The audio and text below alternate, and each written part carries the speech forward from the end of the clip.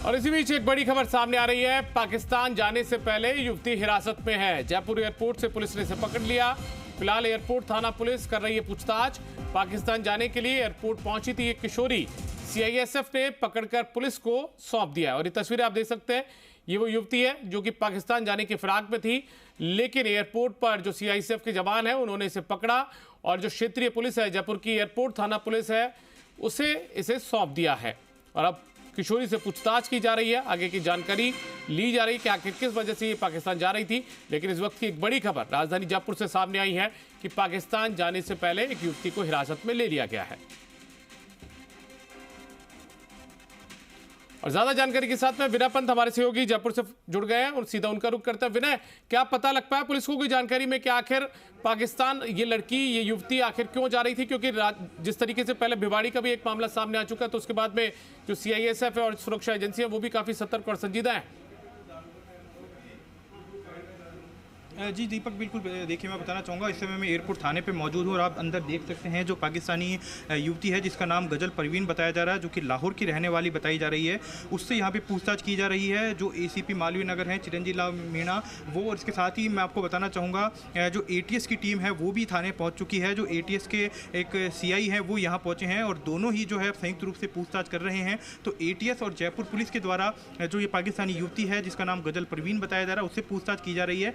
और अभी तक की जो पूछताछ हुई है उसमें ये बात सामने आई है कि ये जो युवती है उसको इसकी जो बुआ, जो कि सीकर के श्री माधोपुर की रहने वाली, वो 3 साल पहले पाकिस्तान से भारत लेके आई थी और ये 3 साल से श्री माधोपुर में ही अपनी बुआ के घर पे रह रही थी। और अभी कुछ दिनों पहले बुआ और जो ये युवती है इसमें किसी बात को लेकर अनबन हुई। अनबन होने के बाद बुआ ने गुस्से में इस युवती को वापस पाकिस्तान जाने के लिए कह दिया, जिसके चलते जो युवती है वो गुस्से में अपनी बुआ का घर छोड़कर सीकर के श्री माधोपुर से जयपुर पहुंची और 2 युवकों से इसने मदद ली, जिससे इसने उनसे एयरपोर्ट जाने का रास्ता पूछा। और वो जो दोनों युवक हैं वो एयरपोर्ट के पास में इस युवती को छोड़ के गए और ये युवती बिना पासपोर्ट और वीज़ा के एयरपोर्ट के अंदर घुसी और पाकिस्तान जाने वाली फ़्लाइट के बारे में इंक्वायरी करने लगी, टिकट खरीदने की कोशिश करने लगी। ऐसे में इसके पास पासपोर्ट और वीज़ा नहीं होने पर जो एयरपोर्ट अथॉरिटी है उनकी ओर से इसकी सूचना जो सिक्योरिटी में तैनात सीआईएसएफ है उसको दी गई। सीआईएसएफ ने सबसे पहले इस युवती को डिटेन किया और उसके बाद इस युवती को सीआईएसएफ ने डिटेन करने के बाद जो एयरपोर्ट थाना पुलिस है उसके सुपुर्द किया है।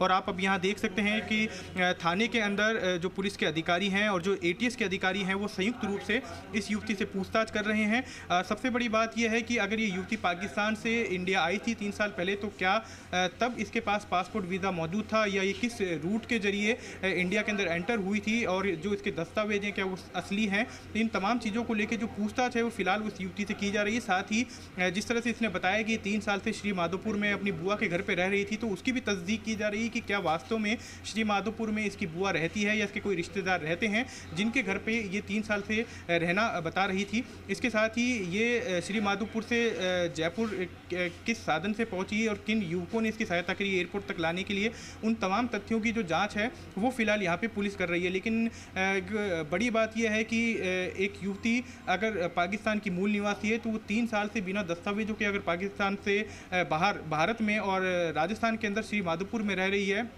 तो कैसे वो बिना दस्तावेजों के रह रही है। और सबसे बड़ी बात यह है कि वो बिना पासपोर्ट और वीज़ा के पाकिस्तान जाने के लिए एयरपोर्ट क्यों पहुंची, आखिर इसके पीछे ऐसी क्या बात थी। इन तमाम तथ्यों की जो जांच है यहाँ पे की जा रही है। लेकिन गनीमत ये रही कि इसको समय रहते एयरपोर्ट अथॉरिटी और सीआईएसएफ के सहयोग से एयरपोर्ट थाना पुलिस ने डिटेन किया है, जिससे अब यहाँ पे पूछताछ की जा रही है। एटीएस के अधिकारी भी यहाँ पे इससे पूछताछ में जुटे हुए हैं। जी दीपक।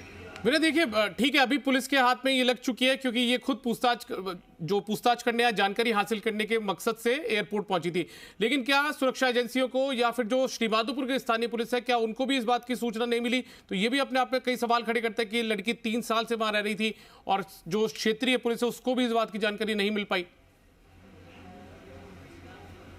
जी वाकई, देखिए यहाँ पे जो ये बड़ा सवाल है वो यही आके खड़ा हो रहा है कि कैसे ये युवती पाकिस्तान से 3 साल पहले भारत आई और 3 साल से भारत में ही कैसे रही है। क्या इसके पास वीज़ा था 3 साल तक का? और पहली बात तो ये कि अगर इसके पास पासपोर्ट और वीज़ा था तो ये उसको लेकर एयरपोर्ट क्यों नहीं पहुँची। इन तमाम चीज़ों की जो जाँच है वो पुलिस कर रही है। इसके साथ ही अन्य जो तमाम सुरक्षा एजेंसियाँ वो भी अलर्ट हो गई है। जिस तरह से मैंने अभी आपको बताया कि एटीएस के जो अधिकारी हैं वो एयरपोर्ट थाना पहुँचे हैं, जो उससे पूछताछ कर रहे हैं। इसके साथ ही जो इंटेलिजेंस की टीम है वो भी यहाँ पे पहुंच चुकी है इससे पूछताछ करने के लिए। इसके साथ ही जो सीकर जिला एसपी उनको भी यहाँ से अलर्ट किया गया है कि श्री माधोपुर में जहाँ पे अपनी बुआ के यहाँ पे रहना बता रही है उस जगह की तस्दीक की जाए कि क्या वास्तव में वहाँ पे इसकी बुआ रहती है, इसके रिश्तेदार रहते हैं, और अगर वो चीज़ें जांच में गलत पाई जाती है तो वाकई यहाँ पे ये एक बड़ी बात होगी कि ये पाकिस्तानी युवती आखिर भारत के अंदर बिना पासपोर्ट और वीज़ा के कैसे रह रही थी। और सबसे बड़ी बात ये कि तमाम जो सुरक्षा एजेंसियाँ हैं उसको इस बात की अब तक भनक क्यों नहीं लगी। जी दीपक। मेरा पुलिस के अधिकारी कुछ बयान दे रहे कैमरे के सामने अब। जी देखिए, जब इस बारे में डीसीपी ईस्ट ज्ञानचंद यादव जी से बात की गई तो उनका यही कहना था कि अभी फिलहाल युवती को डिटेन किया गया, उससे पूछताछ की जा रही है और पूछताछ के आधार पर ही कुछ जो है पुलिस बोल सकेगी, क्योंकि अभी इसको डिटेन किया गया। पहले जब सीआईएसएफ ने इस युवती को एयरपोर्ट से पकड़ा और पुलिस के सुपुर्द किया तो उस समय ये काफ़ी घबराई हुई थी, जिसे अब यहाँ पर थाने पर लाया गया। और उसके बाद जो महिला कांस्टेबल है उसने पहले इसको पानी पिलाया, इसको नॉर्मल किया, उसके बाद जाके अब जो एसीपी चिरंजी लाल है वो इससे पूछताछ कर रहे हैं, एटीएस के जो एक सीआई हैं वो इससे पूछताछ कर रहे हैं। तो अब जो पूछताछ होगी उसके आधार पर परत दर परत खुलासे होंगे कि ये युवती अगर पाकिस्तान के लाहौर की रहने वाली तो ये 3 साल से भारत में कहाँ रह रही थी, किस मोटिव के साथ रह रही थी, और अब ये वापस पाकिस्तान अगर जाना चाह रही थी तो बिना पासपोर्ट और वीज़ा के ये एयरपोर्ट क्यों पहुंची और क्यों इसने एयरपोर्ट में जाकर टिकट को लेकर जो बातचीत है वो करनी चाहिए। और अब इससे जो पूछताछ होगी तो जाहिर सी बात है कि पूछताछ में कई खुलासे होंगे। इसको पाकिस्तान से कौन लाया था, इसको किस तरह से 3 साल तक यहाँ पे रखा गया, किन लोगों के पास ये रही, तो वो तमाम लोग जो हैं वो पुलिस की जांच के घेरे में हैं और उन तमाम लोगों की तस्दीक करने में पुलिस की टीम जुट गई है। ना केवल पुलिस, एटीएस, इसके साथ ही सीकर पुलिस और पुलिस मुख्यालय की जो इंटेलिजेंस शाखा है वो भी अब अलर्ट हो चुकी है और एक टीम को श्री माधोपुर भी भेजा गया है इसकी तमाम जो जानकारी है उसको जुटाने के लिए। जी दीपक। बिना पुलिस ने पूछताछ की तो क्या इसने इस बात का खुलासा शुरुआती पूछताछ में बताया या जानकारी दी है कि इसके पास वीज़ा और पासपोर्ट है कि नहीं है?